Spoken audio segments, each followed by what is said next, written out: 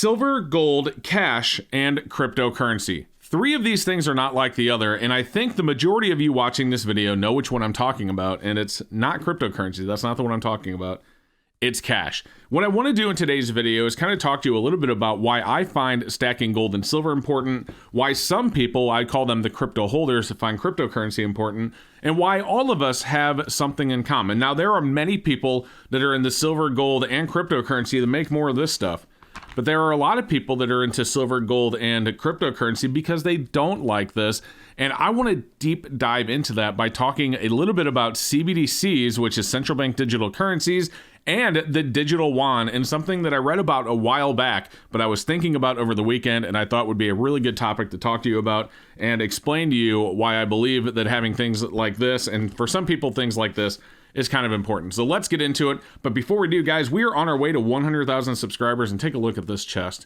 It is literally overflowing with silver and gold. We even have a 10-ounce silver bar in there. We have gold coins, all sorts of things. If you guys want to have a chance at winning something in that chest, don't forget to subscribe. We are giving all of that away when we hit 100,000 subscribers. And take a look at this awesome giveaway as well. Did you know that right now SD Bullion is giving away an entire sealed monster box of 2022 Silver Eagles? Yes, you heard that right. That is 500 ounces of 1-ounce Silver Eagles. They are giving them away right now. If you would like your chance to win, make sure you head to sdbullion.com/silverseeker or click the link in the description below. And thank you to SD Bullion for sponsoring today's video.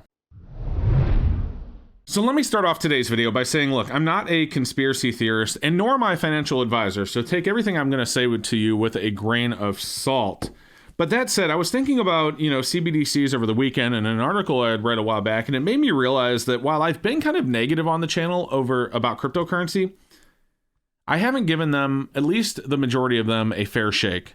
Now, there are a lot of people that are into cryptocurrency and gold and silver to make more of this. And these aren't the people that I'm talking about today. The people that I'm talking about today are the people that are into gold and silver or into cryptocurrency or all three or other precious metals or any other asset that gets you out of dollars. They're into it because they don't like this. They don't want their money all in the US dollar. Now, keep in mind, I'm going to say this, and I've said this in other videos, but there is an importance of the US dollar. You cannot go out, and I'm not a financial advisor, but you cannot go out and invest all of your money in gold and silver. It's not a smart thing to do, right? You need to have money to pay your bills, to get your fuel, for your emergency expenses. Unfortunately, right now, last I checked, you aren't able to walk into a gas station and pay for your gas with silver, nor is your mortgage company taking silver as payment. So it is very important to have some of this stuff set aside. I like to have an emergency fund. We've talked about it in the past. I'm not going to deep dive into it in this video, but I like to have an emergency fund and not have any unsecured debt. Home notes are fine because generally they're low interest and it's for your home. But having unsecured debt like credit card debt that's a high interest rate and things like that, I always, in my opinion, think it's a good idea to get out of that before you really start putting a lot of your money in here. But outside of that emergency fund and getting out of that debt, once you start having excess above that number, that's where I like to go into physical assets that hold their value and can't be tracked or traced, like gold and silver. And that is, that is where a lot of cryptocurrency people are. Now, I'm not talking again about the people that stack gold, silver, and cryptocurrency just to make more of this. I'm talking about the ones that believe in this fundamentally. So when I get to the CBDC subject, when I think about central bank digital currencies, and this is where we're going to get into today's video topic, and I'll try and keep it short so you guys don't click off. I hope you watch the whole thing. When we get into those topics, I start to think about an article that I read about 6 months ago. Now, this article was about the Digital Yuan. Now, what was scary about this article, and it's since been, I won't say debunked, but it's since been said that it's not going to happen. I don't know if it was a government official that said, no, that's not going to happen. But I think all things like that are kind of rooted in truth of ideas. And what I mean by that is, while maybe the Digital Yuan won't actually expire, which is what the article I'm talking about says, by the way, the article said specifically that the Digital Yuan could expire after time. In other words, if you had Digital Yuan in your digital wallet and you didn't spend it in so much time, it could expire. And I believe a lot of those things are buried in a veil of, yes, that seemed like a good idea until I got a lot of flack back from people and we said, no, that's not going to happen. I think a recent event with a certain online payment processor, you guys probably know exactly what I'm talking about, brings to mind that entire scenario, what I just said. So Anyway, there was an article about the digital yuan, and it said that the digital yuan would expire if it wasn't spent within a certain amount of time. This reminds me a lot of like Walmart gift cards or Target gift cards or Best Buy gift cards to, businesses, where they expire after so much time. After a year, they start knocking $1 or $2 off of it, per month until it gets to zero. And could you imagine a world that we live in where like we have a central bank digital currency or a digital dollar, and after a while it expires?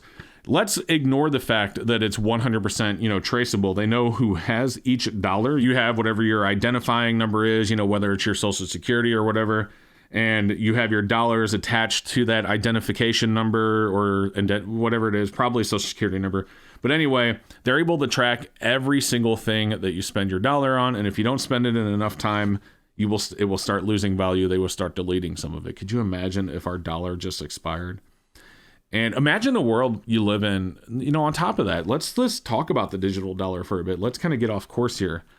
Imagine a world with a digital dollar. Could you imagine if every single dollar you spent was tracked? And so you go into a store, let's say you like to have chips and a soda for a snack, and you do that a few times a month or a couple times a week, whatever, you do you, right? But imagine you do that and the government sees this and the health insurance companies see that you're buying a lot of soda and a lot of chips. And next month your health insurance bill goes up because you were buying a lot of soda and a lot of chips. Now, I understand the basis for something like that. Obviously, if you eat unhealthy, you're going to be unhealthier later in life. And so, they're like, well, we better collect more money from them now because we're going to have to pay out the nose later. But imagine a world where they can track you that closely. They see every candy bar you buy, every bag of chips, every soda that you buy, and they make decisions for you based on that information. How insane of a world that we live in would that be? And that's why I think it's important, again, to have silver and gold. And for the crypto guys, for cryptocurrency. And I think I'm going to start or stop knocking crypto guys as much as I do. Now, I'm not, again, talking about, I know I already said it, but I'm not talking about the guys just trying to make more money with it. I'm talking about the holders, the ones that actually believe in it fundamentally as a way to get their money out of the dollar. I totally get it. Although I do believe that cryptocurrency can be tracked way more than they think it can, especially people that just use exchanges, like FTX. I'm sorry, I shouldn't have laughed at FTX, but it's I worry about things like that with cryptocurrencies. You had FTX, you had Mt. Gox back in the day. Could you imagine if like Coinbase, or could you imagine if Binance went that way? Oh my goodness, right? And so anyway, I do believe that cryptocurrencies, even Bitcoin, can be traced, where gold and silver, once it's in your hand, it's off the grid. It's yours. You can use it. You can barter with it. You can trade with it. And the only people that know are the person that you bartered with and you. But beside that, let's get this out of the way. Getting back to the CBDC, getting back to the dollar, I believe that is a scary thing to think about. And I think it's rooted in truth. I'm not a conspiracy theorist, like I said at the beginning of the video, but I think whenever you hear an idea like that, even if the idea ends up not happening, there's somebody out there that thought that might be a good idea. And if enough people think it's a good idea, that's when it becomes reality. And how far are we off from that? So I don't know, you do you, but there's a reason that I believe not just in gold and silver because of its value. I believe in gold and silver because of its protection against things like that, because gold and silver is real money. This is just paper that the government can print into oblivion, and eventually they're just going to be eventually these aren't even going to exist. It's all going to be on your phone or smart card or whatever it's going to be. And they can just decide how many of them there are, and they can control it. And if they set the money to expire to control, imagine if they set the dollar to expire to help control inflation rather than raising interest rates. They're just like, you know what? If you haven't spent that money in 5 years, it's going to go away. Could you imagine? Wow. Anyway, guys, let me know down in the comments below what you think. Did you like this video? I'd like to know. What are your thoughts on this subject? Don't forget to subscribe if you haven't done so yet. I'm going to put another video up above me. If you haven't seen that yet, do me a favor and go watch that one as well. I hope it's informative, and we will see you next time.